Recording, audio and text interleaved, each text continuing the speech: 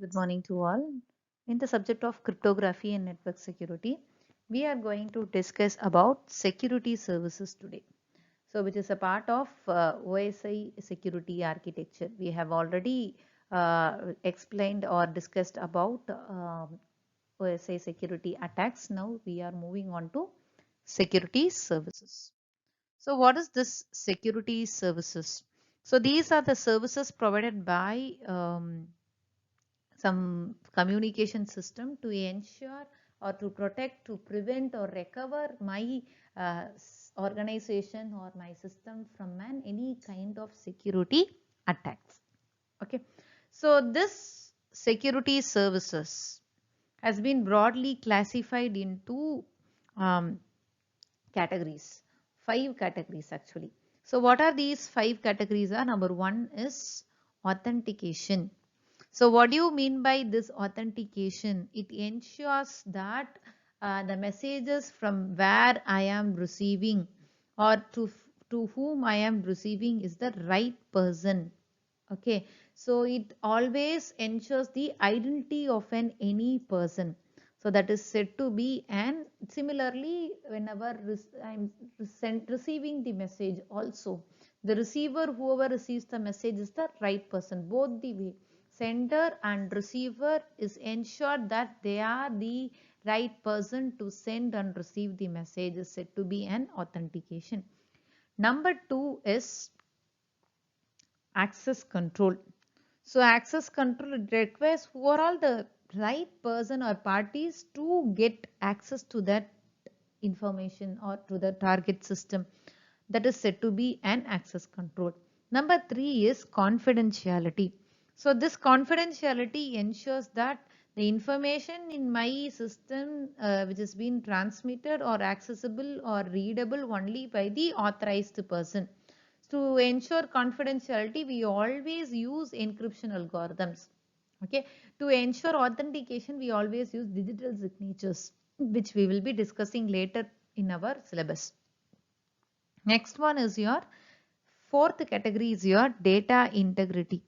So this integrity ensures that the authorized person are able to modify the system resources, whatever I message, whatever I sent is not being modified anywhere. We have already discussed about modification of message in our active attack. I ensure that whatever I message I sent has not been modified anywhere in my communication channel. Whatever I sent has been received as such by the receiver is said to be an integrity.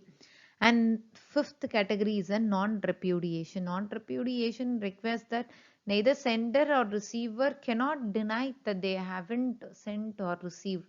That is what non-repudiation. So under authorization, we have two categories. Number one is pure entity authorization and two is data origin authorization.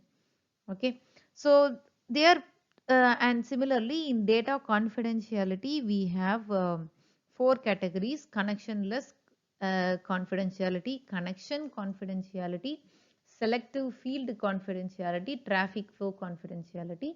And in data integrity we have connection integrity with recovery, connection integrity without recovery, selection field connection integrity, connectionless integrity, selection field connectionless integrity.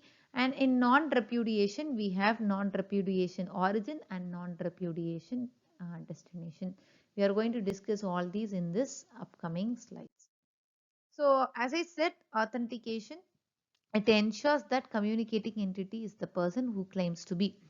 Okay, so if some of the authorization mechanism are using the passwords for an email, okay, only the right person who is the owner of the account will be having the passwords. So and similarly the fingerprints, whatever mechanisms we use, security mechanisms like face recognition or finger recognition, a unique identity will be used for to make sure to identify these are the right person to get access, these are the right person to send or receive messages, is said to be an authentication. As I said, two categories. Number one is pure entity authentication. Number two is data origin authentication. What is this pure entity authentication? This peer entity authentication is always used in association with logical connection, peer to peer, end to end. Okay, this is the meaning of peer. So in logical connections, it always provide confidence in identifying the entities whoever has been connected. Whenever it has been end to end connected, both the end parties are the right person. That ensures has been done in your peer entity authentication. Data origin authentication. Here, whoever sends the message, that is the source of the data unit or the right person to send the message. It does not provide protection against any duplication and modification of message.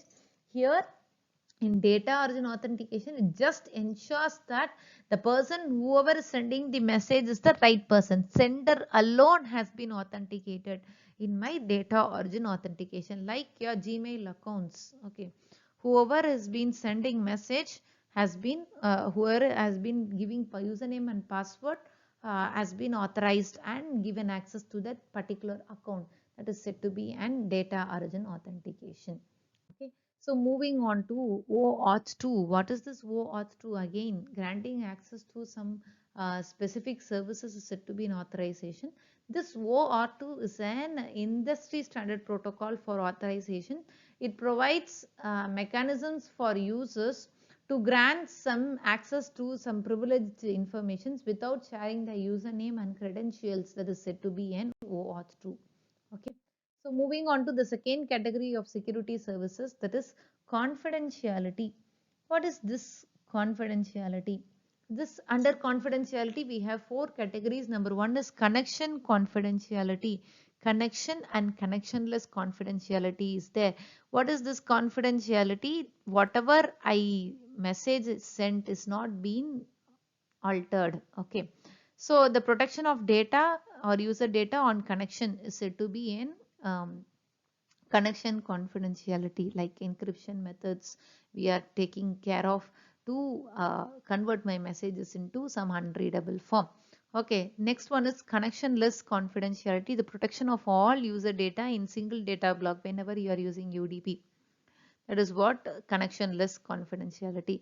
And selective field confidentiality, this confidentiality of selective fields within the user data or in a single data block. Only the selected fields will be considered for providing confidentiality.